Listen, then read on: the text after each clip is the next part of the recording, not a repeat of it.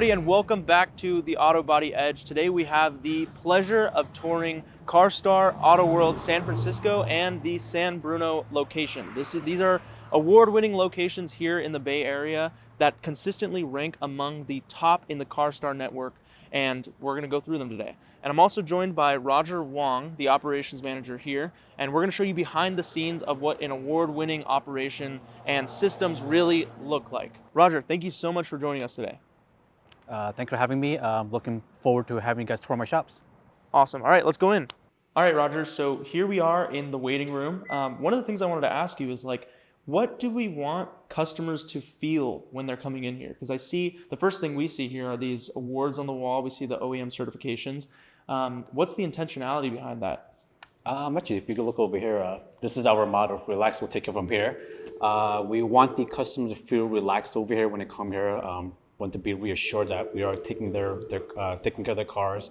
Most of the time is, when people get in accidents, it's probably happening in one of the worst times of their lives. So we want to make sure that the customer feels safe coming here, and then they trust us to get their car back to their in one piece. The check-in process usually starts when we get an assignment from the DRP. That's our insurance providers. We make them come in here. When we check them in, our CSRs, they go over the repairs with the customer, what are any concerns they have. We like to mark up the car in green markers. So green means this is what's related to the claim. And then we also want to mark up anything that's UPD, that's unrelated prior damages, in red. So that way when my technicians take the car, they know green markers, they're touching it, red markers, they don't touch it. But a lot of times it's to let the customers know, hey, you have other damage on the car that's not related to the accident. We want to make sure everyone's all aware of it. So a lot of it is just making both parties aware of what's going on with the car. I know you were saying at the San Jose location too, we're ranking pretty high in terms of in the Geico DRP programs and our other DRP programs that we're a part of. Can you tell us about that? How did we get so highly ranked with those programs? Most of it is just understanding what the program requires. They're measuring estimatics, how accurate we're writing our estimates. That's with 100% teardowns. We want to make sure we get a good, accurate, full estimate on the first try. Cycle time, how fast can we get the cars back to the customers? Back in the days, we weren't really focused on cycle time. We were trying to get in and get out as fast as we can. Now there's actually a planning process of how to push the car through the shop. And this starts with having a good estimate, ordering the parts as soon as possible, and then we actually work on the cars while we're waiting for parts to kind of streamline the process in.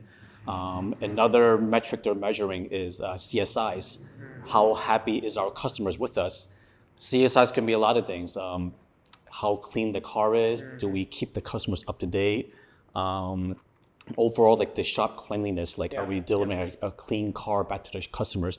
So we want to make sure the customers are happy with us from the front start to the finish. Yeah, and then I know back in 2022, these locations won the Franchise of the Year award in the CARSTAR network in the North American region, right? So that's really a reflection of how we've ranked in terms of CSI, in terms of in all the KPIs. So that's really great. But I know, it couldn't have started that way, right? In the beginning, whenever the initial location started, how has CSI and customer service changed from the beginning of opening to now? I've been with Jason for about 17 years now. We started off a small shop up on Mission Street, top of the hill. Back then, CSIs wasn't really part of our game plan because we weren't really focused on the customer experience. We were just more involved with getting the cars in and just getting the cars out, and that was it. Nowadays, you have Google, you have Yelp, you have all these different websites that's reviewing us now. So having a good review now is actually it's actually better for the shop because we can use that as marketing. Obviously, if we get bad reviews, it only takes one bad review to stir away customers. And it's been really, really hard sometimes because if you don't have good customer service here, it's going to be hard to get the cars back in here. And I know we were talking earlier, the shop is ranked pretty well on the Tesla collision repair network, right? Or we were talking about Tesla and also, I think Rivian. It's ranked really high. And when a customer goes to look at the Tesla website to find a shop near them, they see our shop is ranked pretty high, but they're going to fact check it against the reviews on Google, right? So CSI is really important, and it's great to see that you guys are ranking really high in it and getting those awards for it. So that's great. Before we head into the shop, I wanted to ask you too about shop setup, right? Cycle time. I know cycle time is really important for us. You were telling me earlier that we're around the 7-day mark in terms of our cycle time. Can you tell me a little bit more about how the shop is laid out in terms of the setup and the drive and how the car goes through the whole process? We have dedicated areas for each repair process. So after the car is properly checked in over here, we usually call our estimator or we text them, hey, your car is up in the front lot, is ready to bring it to the teardown area. So we'll bring it into the teardown area. From there, we have a assigned technician. The technician will work with the estimator. Like he's gonna let us know, like, we want this front bumper removed from it. We have wheels that's damaged. We have fenders that's damaged. They're gonna work with the estimator to make sure we have 100% teardown. By having 100% teardown, we're able to have a more accurate estimate. After the car is written, have a full complete estimate on it, we're gonna call the customer, let the customer know this is what we're doing to the car. If you have any concerns, please let us know right away. Some customers might be concerned about paint matching, or some people might become like, hey, I heard a suspension noise. So these are the stuff we want to make sure we check out before the customer picks up the car. Got it. After the estimate is written, we shift it over to our parts department. So they're going to order up all the parts for the car. So while we are staging the car for repairs, if it's a car that's mostly just repair work, we'll allocate it straight to body. From there, the body department is going to work on the car. After that, it goes into paint, and then paint is going to reassembly.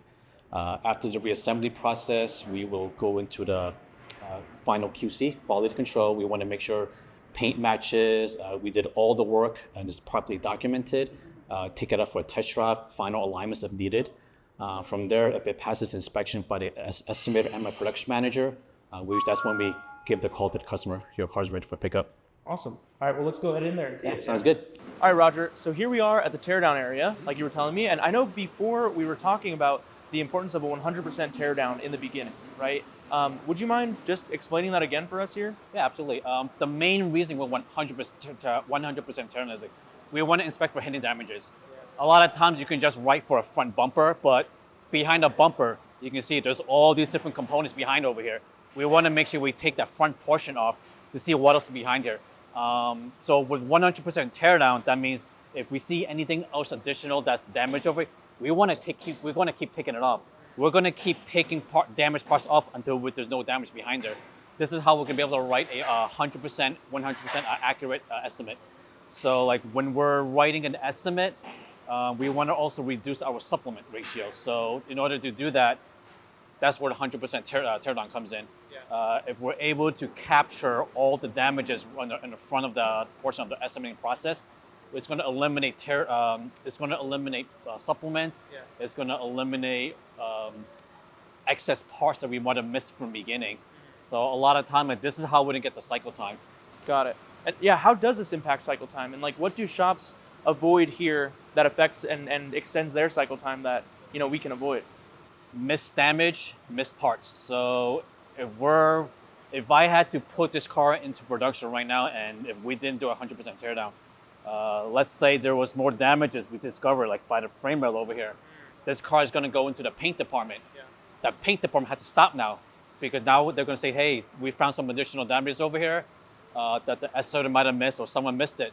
Now we have to start the process all over again. It has to go back to the body department. We have to rewrite the sheet with a supplement. We have to let the insurance company know, and we have to let the customer know. So all this stuff takes time. It could take a matter of an extra day or two, or even 3 days. So before we can even proceed with painting it, we want to make sure we capture this at first. Is there anything else that you can think of in the teardown area that shops usually miss and that we can, like we capitalize on that maybe other shops in the area don't in this portion?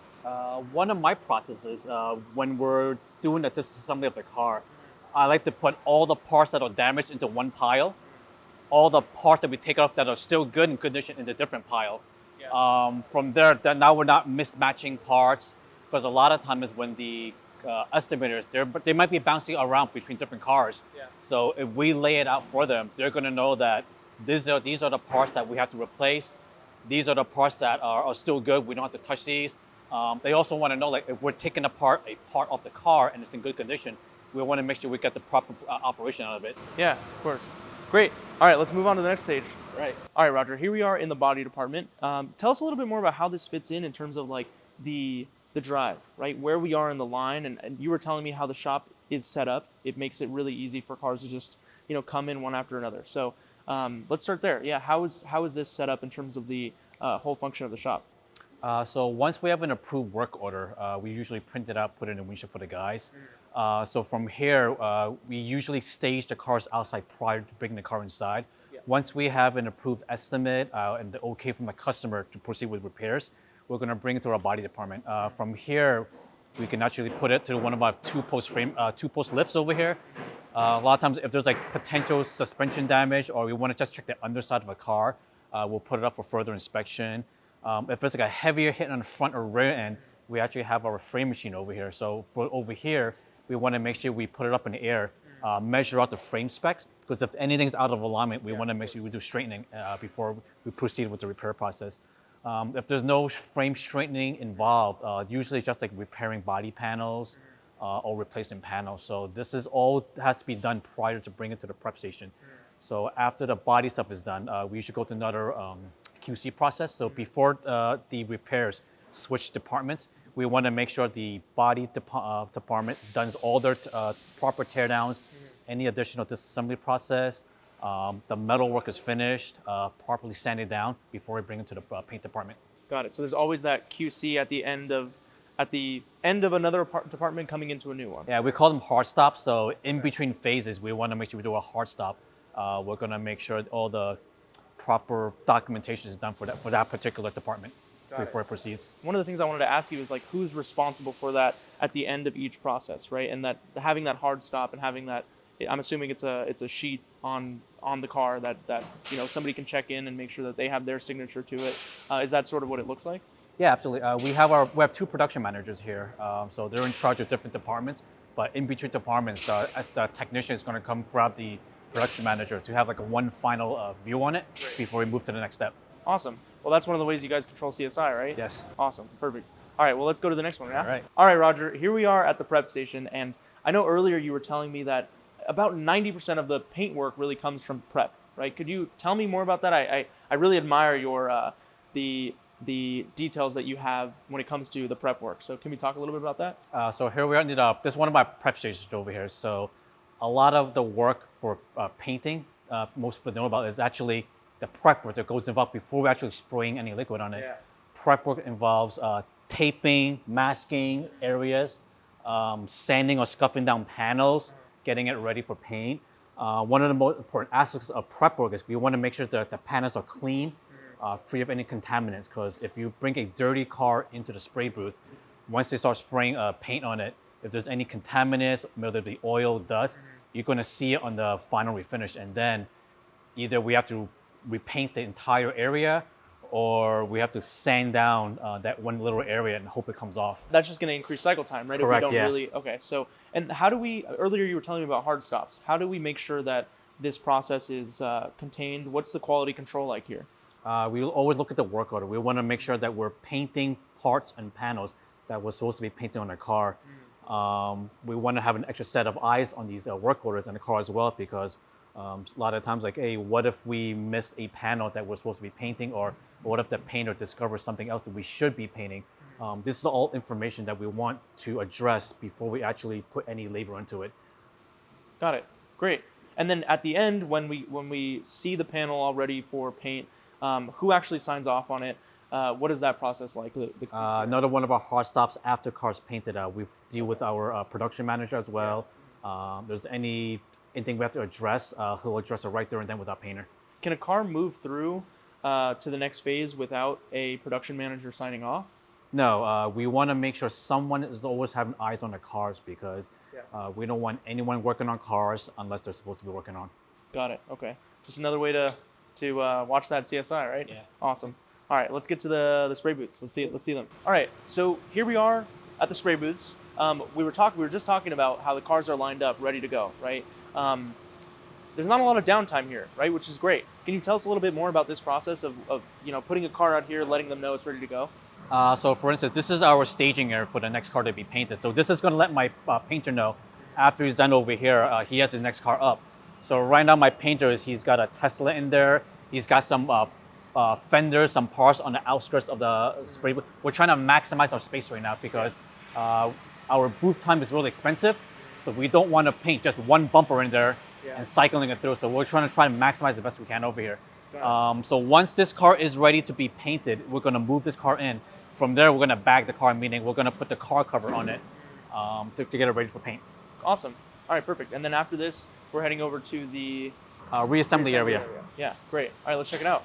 Okay, so we're here at Reassembly, and so you were explaining this to me. Obviously, this is one of the longest processes for putting the car back together and getting it ready to go. Would you consider this to be the end of the repair process? The reason I ask is because a lot of the time shop owners they'll put the car together, call the customer, and it'll kind of be over from there, right? I have a feeling that's not the way that you guys think about cars here, right? So what is the end of the process to you? What's the quality control like afterwards, and what do you think about the end of the process here? For me, the last process is when we actually call the customer and it's ready for pickup. Just because the car is in reassembly doesn't mean that car is going to be ready for pickup that particular day. There's still all sorts of problems or issues that might arise from reassembly. Maybe there's going to be fitment issues, or maybe there's going to be a missing part. There might be a part that was broken during the teardown process that we didn't know about. We want to catch that over here as much as possible as well. So it's very easier to take a car apart. Putting it back together takes much longer because we want to make sure you do it right. After we do the assembly process, we also want to make sure that we do a post scan on it. Post scan, we're going to identify if there's any ADAS we need or calibration we have to do. If we need an alignment, we have my alignment machine over here. All this is I consider part of the reassembly process. So after all this stuff is done, then we want to make sure we go into the QC process. Okay. And where's the QC done? Is it done here? QC can be done anywhere. It can be done right over here, right after they finish it. It could be done maybe outside as we're detailing the car. We want to make sure we have like one final set of eyes before the car goes home. And who's that? I've been asking this, but who is the final set of eyes? Who's the person who signs off? Again, it's going to be our production manager. If we have particularly like maybe a complex car repair that we were working on, we want to make sure maybe have the estimator look at the car as well. Yeah, and again, just thinking about CSI, thinking about not getting as many comebacks, just making sure that we're keeping our customer in mind. We want to have the final set of eyes and somebody to sign off on it, right? That's really important. I know these systems are very important. I mean, this is probably what contributed to you guys winning all the awards and being one of the best in the CARSTAR network. How do you think in terms of systems here, in terms of the signing off and I mean, I know you said that this is just part of your nature being here, but how does it all come together in the end? At the end of the job, one of the worst things I foresee is like we don't want to call a customer when the car's not ready. A lot of times in the past, and we're learning from our mistakes, we were calling the customers at the reassembly stage, only to find out we had maybe a back order part, or maybe the car wasn't ready because it was towards the end of the day.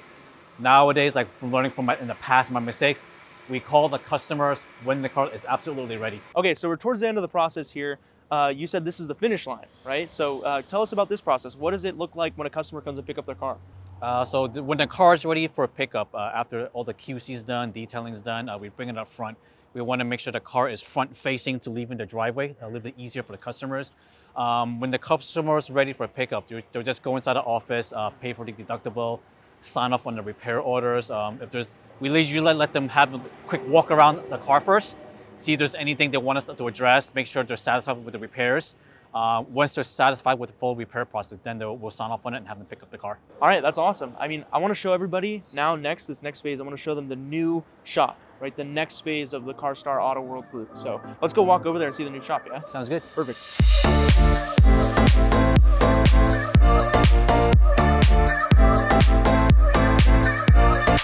All right, Roger, here we are, new location. If I could use two words to define it, from what you've told me, I would say it's EVs and calibration, right? Could you tell us a little bit more? We're standing here behind or in front of this calibration machine. What is the future of the Auto World group, and tell us a little bit more about this location. So this is my San Bruno location. So over here we have a Rivian. EVs, because of our location in California, I think we have a better market for EVs. That's why the Auto World group, we're trying to focus a lot more on EVs right now. And like Tesla's probably like one of the #1 cars in California right now. So like if you look on the road right now, the future is going to be electric vehicles. In order to repair electric vehicles, you have to have the proper tooling and equipment. Because these cars are basically just iPhones with wheels on them. There's so many electronic components, computerized systems. A lot of times you can't really diagnose a car unless you have a hookup to one of the computers. So that's what we're trying to do over here. So this is one of the calibration we have over here. True Point by John Beam. It was one of the required equipment for Rivian when we signed up with them. So over here we have like target boards. We can do anything from like windshield camera calibrations, front radar. These new Rivians and Teslas and most EVs, they have surround view cameras. So there's going to be a camera system. Maybe on the mirror, there might be a camera on the B pillar. There might be another camera on the fender. All these stuff has to be calibrated when we move these components. So by us having our own ADAS calibration machine on site, we're going to be able to reduce our cycle time. One of the things I wanted to ask you was, what are the benefits of having this in-house? I mean, this is not a cheap piece of machinery, right? What are the benefits of having this in-house versus sending it to a third party? Again, it's going to be cycle time. So when we have our own equipment in-house, we don't have to sublet anything outside of our facility. A lot of times, if you want to bring a car to a dealership, you're at their mercy. They might take a couple of days, they might take a couple of weeks just to get you in. As you can imagine, like if we're factoring rental times, car rentals for the insurance company, it's going to add up. So by doing this in-house, it's going to save us a lot of time. There are third-party vendors who can come to your shop and do calibrations as well. The same thing, we're at the mercy of when they can schedule to come in. So by us doing everything on-site, in-house, we control the flow of the shop. We can control the scheduling of what cars can go home faster as well. Awesome. Yeah, I mean, again, it all comes back to CSI, cycle time, making sure we're taking care of the customers. That's awesome. So one of the things too is like you guys understand the market, right? Here in the Bay Area, I mean, I'm sure EVs, they're really popular here, right? So how do you guys take understanding that market and capturing it? In the future is going to be EVs, like we've been saying. How do you envision that, right? Getting more of these EVs in. What is the future like in terms of EVs here at the San Bruno location? Well, this location was built with the purpose of doing EVs over here. With Rivian, they also have the Amazon vans. We have one over there right now. It's pretty large.